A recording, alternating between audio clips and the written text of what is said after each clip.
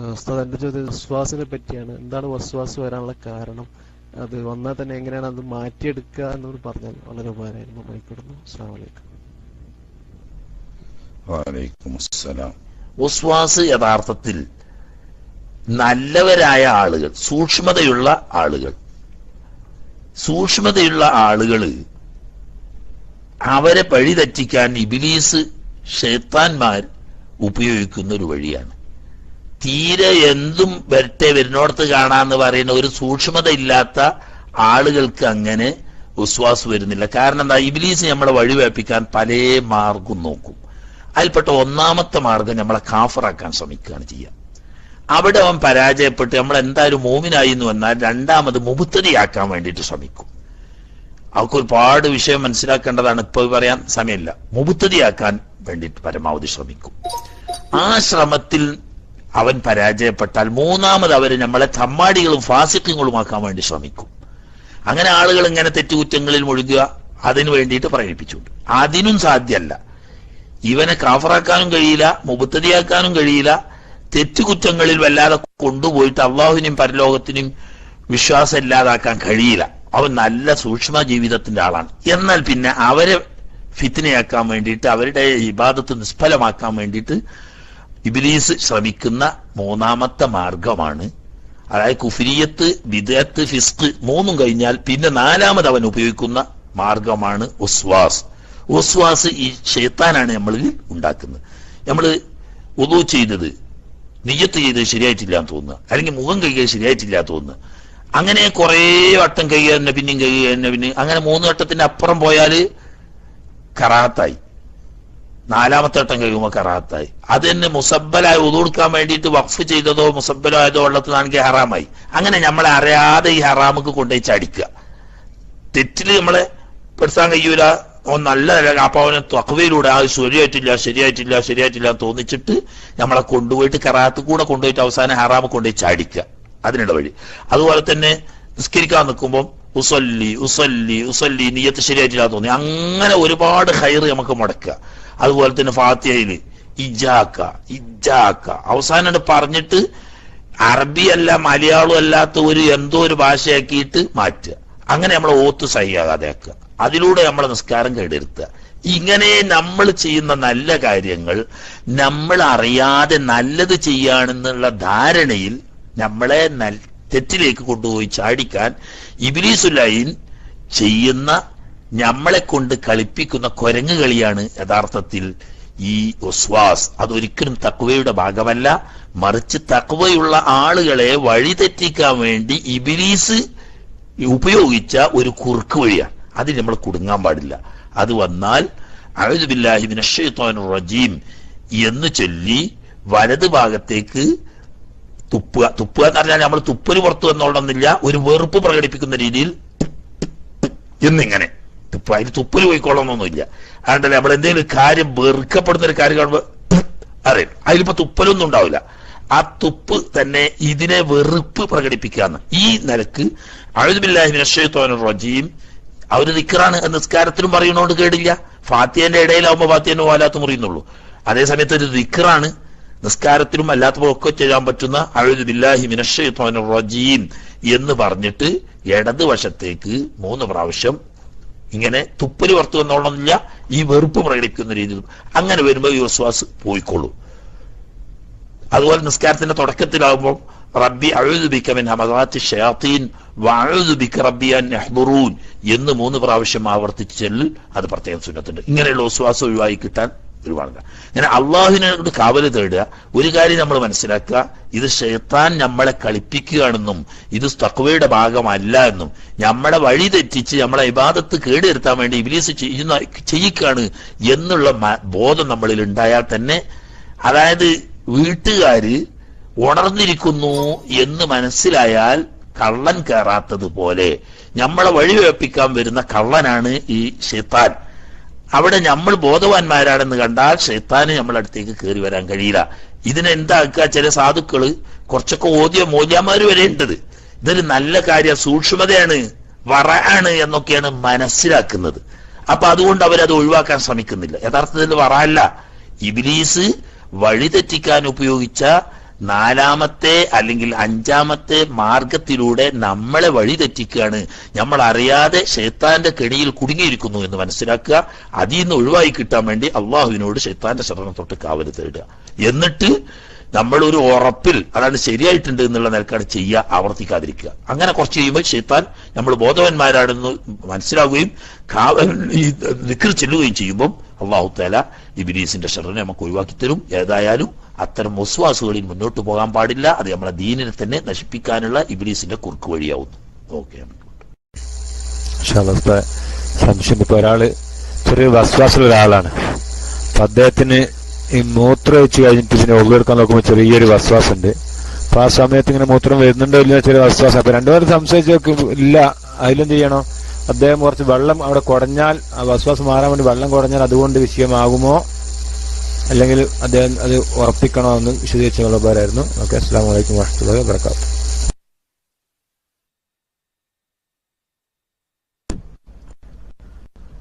വലൈക്കും അസ്സലാം വറഹ്മത്തുള്ളാഹി. അത് നേരത്തെ നമ്മൾ ക്ലാസ്സിൽ വന്ന് നിന്നല്ല, ഇതിന്റെ മുമ്പ് ക്ലാസ്സിൽ തന്നെ വന്നതാണ് ആ ഭാഗം. വുദൂഇന്റെ സുന്നത്തുകൾ പറഞ്ഞെടുത്ത് ഇങ്ങനെ വല്ലതും സംശയം വരാൻ സാധ്യതയുള്ള സാഹചര്യത്തിൽ തുണിയിൽ അല്പം ഒരു കൈ വെള്ളമെടുത്തിട്ട് കൊടയിൽ പ്രത്യേകം മൊക്കതായ സുന്നത്താണ്.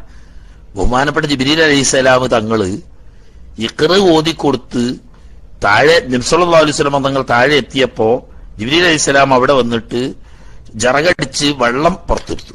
എന്നിട്ട് നബി സല്ലല്ലാഹു അലൈഹി വസല്ലം തങ്ങളുടെ മുൻപിൽ വെച്ച് ജിബ്രീൽ അലൈഹിസ്സലാം വുദൂ ചെയ്തു. എന്നിട്ട് വുദൂ എടുത്തു കഴിഞ്ഞതിന് ശേഷം ഒരു കോരൽ വെള്ളം എടുത്തിട്ട് ഉടുത്ത തുണിയിൽ കുടഞ്ഞു. അതിന്റെ ശേഷം ഇതുപോലെ വുദൂ ചെയ്യാൻ നബി സല്ലല്ലാഹു അലൈഹി വസല്ലം തങ്ങളോട് പറഞ്ഞു.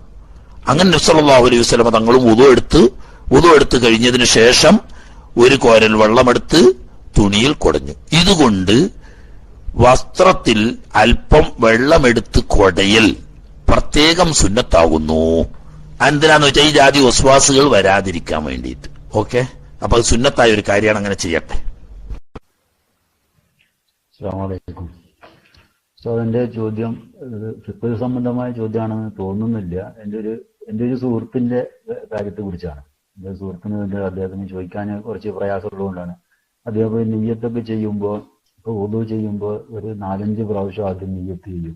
പിന്നെ മുഖം കഴുകിയിട്ട് വീണ്ടും അയാൾക്ക് നിയ്യത്ത് ശരിയായിട്ടില്ല എന്ന് തോന്നിയിട്ട് വീണ്ടും മുഖം, ഒരു വസ്വാസിന്റെ ഒരു രീതി. അതുപോലെ നിസ്കരിക്കുമ്പോൾ നിയ്യത്ത് ചെയ്യുക, പിന്നെ ഒരു 5 പ്രാവശ്യമെങ്കിലും നിയ്യത്ത് ചെയ്യും. എന്നിട്ട് തെക്കുപുറത്ത് കെട്ടിയതിനു ശേഷം വീണ്ടും ഇത് കെട്ടിയത് ശരിയായിട്ടില്ലേ, നിയ്യത്ത് ശരിയായിട്ടില്ലേ എന്ന് തോന്നിയിട്ട് വീണ്ടും കെട്ടിയ തെക്കുപുറത്തിൽ ഇഹ്റാം അഴിച്ചിട്ട് വീണ്ടും അങ്ങനെ ഒരു 4-5 പ്രാവശ്യം അങ്ങനെയൊക്കെ ചെയ്യും.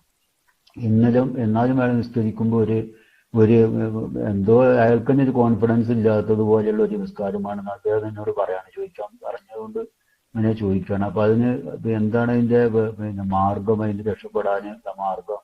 അതോ പിന്നെ ഇങ്ങനെ കുറെ പ്രാവശ്യം നിയ്യത്ത് ചെയ്യുന്നതിന് കൊണ്ട് പ്രയാസങ്ങളുണ്ടോ? ഇപ്പൊ ചിലപ്പോ അയാൾക്ക് ജമാഅത്ത് വരെ ചിലപ്പോ ഒരു റക്അത്തൊക്കെ ചിലപ്പോ നഷ്ടപ്പെടാറുണ്ട്. ഈ നിയ്യത്ത് ചെയ്ത് വരുമ്പോൾക്ക് ഇമാം റുക്കൂഇലേക്ക് പോകുന്ന അവസരമൊക്കെ ഉണ്ടായിട്ടുണ്ട് എന്ന് പറയാറുണ്ട്. അങ്ങനെ അത് തീർക്കാൻ വേണ്ടി എന്ന് ചോദിച്ചാൽ മാത്രം. അസ്സലാമു അലൈക്കും.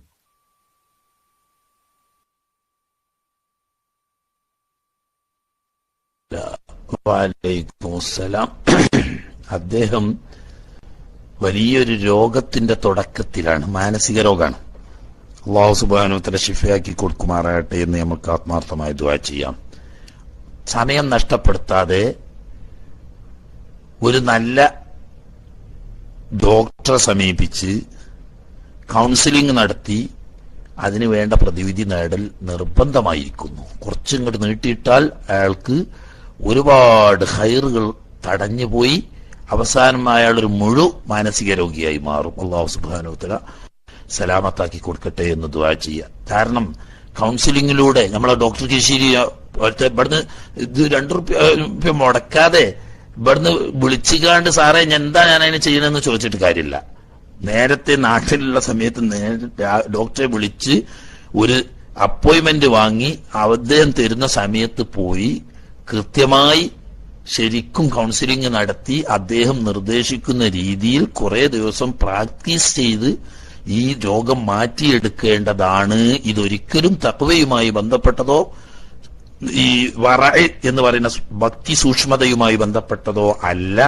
ശൈത്താൻ തെറ്റിദ്ധരിപ്പിച്ചതാണ്. ഇത് വറഅാണ് എന്ന് തെറ്റിദ്ധരിപ്പിച്ച് ഇപ്പോൾ അതൊരു രോഗത്തിന്റെ തുടക്കമായി കഴിഞ്ഞു. ഇനി അത് കുറച്ചുകൂടി കഴിഞ്ഞാൽ അതൊരു വലിയ രോഗമായി മാറും. ഒരിക്കലും ഇസ്ലാമിൽ അങ്ങനെ ഇല്ല. ഈ സംശയങ്ങളുടെ ബാബ് അടച്ചുവിടുക. പക്ഷെ ഇന്ന് അയാളോട് ഇപ്പോൾ അത് പറഞ്ഞിട്ട് കാര്യമില്ല. ഇപ്പൊ ഒരു നല്ല ഡോക്ടറെ കണ്ടിട്ട്, കൗൺസിലിങ്ങിന് കഴിവുള്ള നല്ലൊരാളെ കണ്ടിട്ട്, ഇപ്പൊ നമ്മളെ ഡോക്ടർ കിഷിരി അല്ലെങ്കിൽ വഫാ സാറ്, ഇങ്ങനത്തെ ആരെങ്കിലും, അല്ലെങ്കിൽ മുഹമ്മദ് ഹസൻ സാറ്, ഇങ്ങനെ കുറെ ആളുകളുണ്ട്. അങ്ങനത്തെ ഏതെങ്കിലും ആളുകൾ കണ്ട് കൗൺസിലിംഗ് നടത്തി അതിന് വേണ്ട ട്രീറ്റ്മെന്റ് എന്താണോ അവർ നിർദ്ദേശിക്കുന്നത് അതനുസരിച്ച് ചെയ്തെങ്കിലാഞ്ഞാൽ അയാൾക്ക് നിസ്കരിക്കാൻ തന്നെ പറ്റാത്ത ഒരവസ്ഥ വരും. അതുകൊണ്ട് അത് അല്ലാഹു തആല അദ്ദേഹത്തിന് അതിൽ നിന്ന് ശിഫ നൽകുമാറാകട്ടെ. ഒറ്റ പ്രാവശ്യം പോലും പറയൽ നിർബന്ധമില്ല. നിയ്യത്ത് ഒറ്റ പ്രാവശ്യം പോലും പറയൽ നിർബന്ധമില്ല. എന്നാൽ മനസ്സിൽ കൊണ്ടുവരാൻ സൗകര്യത്തിനു വേണ്ടി ഒറ്റ പ്രാവശ്യം പറയൽ സുന്നത്തുണ്ട്. പറയൽ ഒരിക്കലും പറയൽ നിർബന്ധമില്ല, എങ്കിലും മനസ്സിൽ കൊണ്ടുവരാൻ വേണ്ടേ, ഈ മനസ്സിൽ വന്ന് കിട്ടാൻ വേണ്ടിയിട്ട് ഒറ്റ പ്രാവശ്യം പറയൽ സുന്നത്തുണ്ട്. അത് കഴിഞ്ഞാൽ പിന്നെ ഇങ്ങനെ 2, 3, 4, 5 ഇബ്ലീസ് തോന്നിക്കാണ്. ആദ്യത്തെ ശരിയായിട്ടില്ല, അതിൽ പോരായുണ്ട്, അതിൽ കുറവുണ്ട്. രണ്ടാമത്തെ അങ്ങനെ എന്തൊക്കെ വിശ്വാസുകളാ കേട്ടില്ലേ, പിന്നെ അത് മതിയായിട്ടില്ല എന്നുകൊണ്ടുണ്ട്. പിന്നെ ഇജാക്ക് അവസാനം ലാസ്റ്റ് ഇങ്ങോട്ട് പറഞ്ഞെത്തുമ്പോ ഇജാക്കാന്നാവും. അപ്പോഴാ മൂപ്പർക്ക് സുഖമായത്. ഇപ്പൊ നല്ല വൃത്തിയായില്ലേ. അതുപോലെ ഉണ്ട്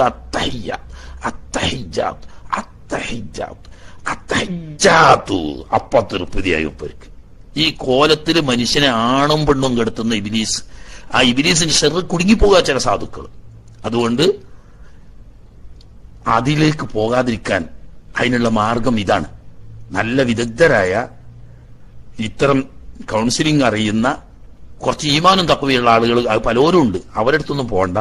കുറച്ചൊരു പടച്ചോനെപ്പേടിയും തഖ്വയുമുള്ള നമ്മളെ ഡോക്ടർ കിഷിരിയെ പോലെ, അല്ലെങ്കിൽ വഫാ സാറിനെ പോലെ, അതുപോലെ മുഹമ്മദ് ഹസൻ സാറിനെ പോലെ, ഇങ്ങനെ കുറെ ആളുകളുണ്ട് നല്ല തഖ്വയുള്ള ആളുകൾ. അങ്ങനത്തെ ഈമാനും തഖ്വയുള്ള നല്ല ഡോക്ടർമാരെ സമീപിച്ച് അതിന് പ്രതിവിധി തേടിയേ പറ്റൂ. ഇല്ലെങ്കിൽ നമ്മളുടെ നിസ്കാരം ഇബാദത്തും ഒന്നും അല്ലാതായി പോകും. അല്ലാഹു തആല സലാമത്താക്കട്ടെ. ഞാൻ ആയിക്കോട്ടെ. വലൈക്കും വറഹ്മത്തുള്ളാഹി വബറകാതുഹു. അതെ, നമ്മളിപ്പോ ഈ എടുത്ത ആ ഭാഗത്തുള്ള സംശയമല്ല, ഒരാള് PM ചെയ്ത് ചോദിച്ചായിരിക്കും. ഒരു പക്ഷെ ഒരു സ്ത്രീ ആയിരിക്കാൻ സാധ്യതയുണ്ട്. ഫറലായ കുളിച്ചതിന് ശേഷം നിയ്യത്ത് ചെയ്തോ ഇല്ലയോ എന്ന സംശയം ഉണ്ടായാൽ രണ്ടാമത് കുളിക്കൽ നിർബന്ധമുണ്ടോ എന്നാണ് ആ സ്ത്രീയുടെ സംശയം.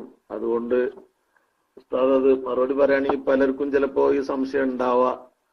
അതിനൊന്ന് എല്ലാവർക്കും കൂടി ഉസ്താദ് മറുപടി പറയണമെന്ന് പറഞ്ഞുകൊണ്ട് ഞാൻ മൈക്ക് റിലീസ് ചെയ്യുന്നു. അസ്സലാമു അലൈക്കും വറഹ്മത്തുള്ളാഹി.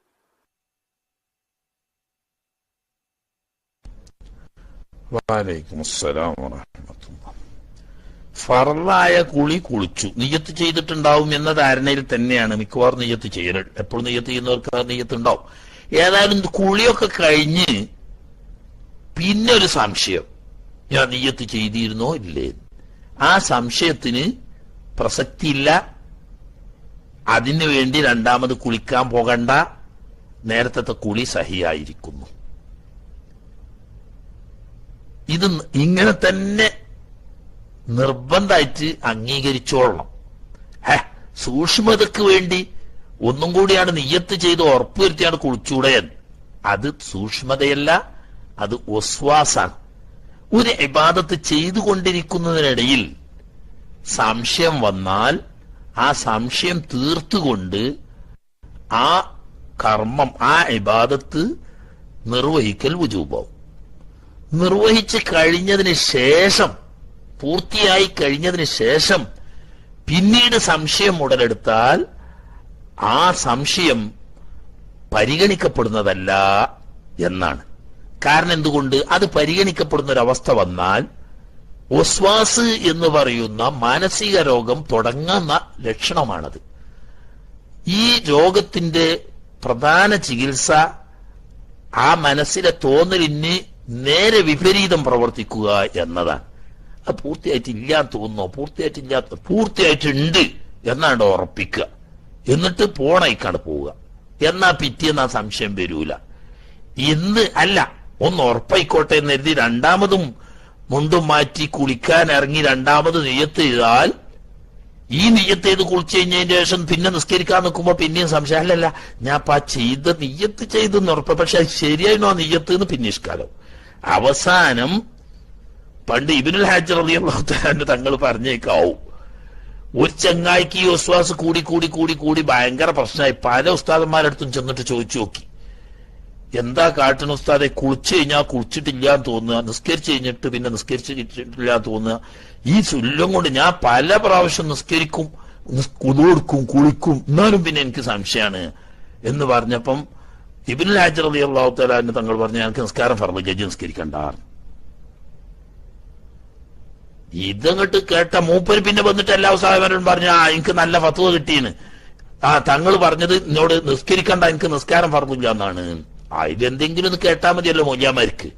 എല്ലാവരോടും ബടിയും ബാളും ഒക്കെ ആയിട്ട് ചാടി ഇറങ്ങി. നിസ്കരിക്കാൻ ഒരു മുസ്ലിമായ മനുഷ്യനോട് നിസ്കാരം ഫർളില്ലാന്നോ പറഞ്ഞോ, അങ്ങനെ ഉണ്ട് ഒരു ഫത്വ എന്നൊക്കെ പറഞ്ഞിട്ട് ഒച്ചും വിളിയായിട്ട് ചെന്ന്. അങ്ങനെ ഇബ്നുൽ ഹാജർ തങ്ങളെ അടുത്തിരുന്നു, നിങ്ങൾ ഇങ്ങനെ പറഞ്ഞു മൊയ്യാരെ ചോദിച്ചു. ഞാൻ അങ്ങനെ പറഞ്ഞു, എന്താ നിങ്ങൾക്ക് വേണ്ടിയോ ചോദിച്ചു.